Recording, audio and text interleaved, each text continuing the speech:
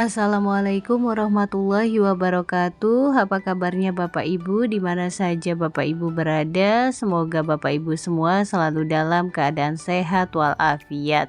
Nah, Bapak Ibu berjumpa kembali pada channel YouTube Desti Hidayat. Dan di video kali ini untuk informasi yang akan saya sampaikan bersumber dari laman storyhit.com dengan judul honorer dengan kode R2 dan R3 full senyum bisa jadi P3K penuh waktu. Nah, Bapak Ibu, kira-kira bagaimana informasi lengkapnya? Bapak Ibu dapat mengetahuinya dengan menyimak video ini hingga selesai. Namun Bapak Ibu, sebelum kita ke informasi lengkapnya, ada baiknya Bapak Ibu terlebih dahulu klik tombol subscribe dan juga nyalakan tombol loncengnya agar Bapak Ibu tidak ketinggalan info-info berikutnya. Dan nantinya jika dirasa informasi ini bermanfaat, Bapak Ibu dapat men-share agar tersampaikan kepada yang membutuhkan. Baik Bapak Ibu, mari kita ke informasi lengkapnya. Bapak Ibu, nasib honorer dengan kode R2 dan R3 pada seleksi P3K menjadi perhatian besar, khususnya setelah pengumuman hasil seleksi tahap 1 tahun 2024. Meskipun dinyatakan tidak lulus akibat kalah perankingan, peluang mereka belum sepenuhnya tertutup. Mengapa demikian Bapak Ibu? Nah, regulasi optimalisasi formasi yang disusun oleh Kemenpan RB serta BKN membuka jalan bagi honorer ini untuk menjadi P3K penuh waktu. Mengulas kembali Bapak Ibu, apa itu kode R2 dan R3? Nah, kode R2 adalah pelamar ex tenaga honorer kategori 2 atau THK 2 yang tercatat dalam keputusan Menpan RB nomor 347 tahun 2024. Sedangkan kode R3 artinya pelamar non-ASN yang masuk dalam database BKN sesuai keputusan yang sama. Nah, kedua kode ini diberikan kepada pelamar yang memenuhi kriteria administrasi namun tidak lolos seleksi karena kalah perankingan. Regulasi optimalisasi menjadi peluang kedua bagi mereka. Berikut informasinya Bapak Ibu, regulasi optimalisasi adalah solusi untuk formasi kosong.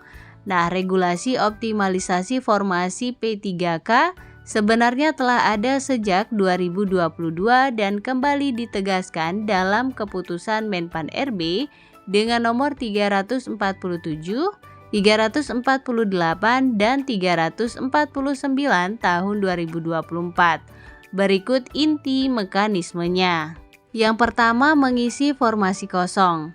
Nah, optimalisasi digunakan untuk mengisi formasi yang tidak terisi pada tahap 1 dan 2. Kemudian yang kedua, prioritas untuk kode R2 dan R3. Nah, pelamar dengan kode R2 diprioritaskan, diikuti oleh R3 berdasarkan nilai tertinggi dari hasil CAT. Nah, untuk pelaksanaannya Bapak Ibu setelah seleksi tahap 2, formasi yang tersisa setelah periode 2 akan dialokasikan untuk mekanisme optimalisasi. Kemudian khusus tenaga teknis dan nakes, regulasi ini hanya berlaku bagi tenaga teknis dan kesehatan sesuai dengan kebutuhan formasi daerah.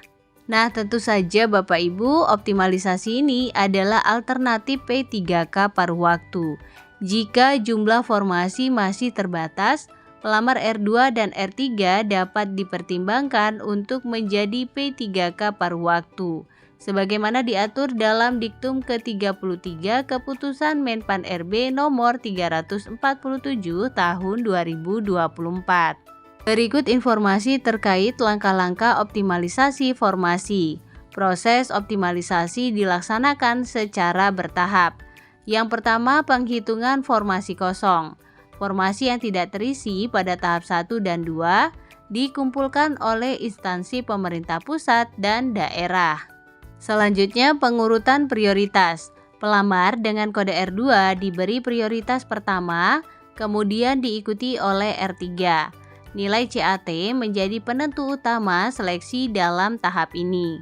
Kemudian pengumuman hasil. Nah, Bapak Ibu, setelah optimalisasi selesai, pengumuman dilakukan. Nah, hal ini tentu saja memberikan kesempatan kepada pelamar untuk melanjutkan proses pemberkasan. Kemudian pertimbangan P3K paruh waktu. Nah, jika optimalisasi penuh waktu tidak memungkinkan, pelamar tetap memiliki peluang untuk diangkat sebagai P3K paruh waktu. Peluang honorer kode R2 dan R3. Honorer dengan kode R2 dan R3 kini memiliki peluang yang lebih besar untuk diangkat menjadi P3K melalui optimalisasi. Namun Bapak Ibu, peluang ini tetap bergantung pada ketersediaan formasi dan anggaran pemerintah daerah. Dengan mekanisme ini, pemerintah menunjukkan komitmen untuk memprioritaskan honorer yang telah lama mengabdi. Nah, bagi pelamar yang masih menanti, tetaplah optimis dan siapkan dokumen pendukung dengan baik. Regulasi ini adalah langkah maju untuk memberikan keadilan bagi tenaga honorer di seluruh Indonesia. Jangan menyerah karena usaha dan pengabdian Anda, Bapak Ibu, tidak akan sia-sia. Nah, Bapak Ibu, demikian informasi yang dapat saya sampaikan. Semoga mudah dipahami, menambah wawasan dan juga bermanfaat. Jangan lupa Bapak Ibu untuk share video ini agar tersampaikan kepada yang membutuhkan. Berikan like pada video ini, klik tombol subscribe dan juga nyalakan tombol loncengnya agar Bapak Ibu tidak ketinggalan info-info berikutnya. Terima kasih Bapak Ibu, salam sukses, salam sehat selalu. Assalamualaikum warahmatullahi wabarakatuh.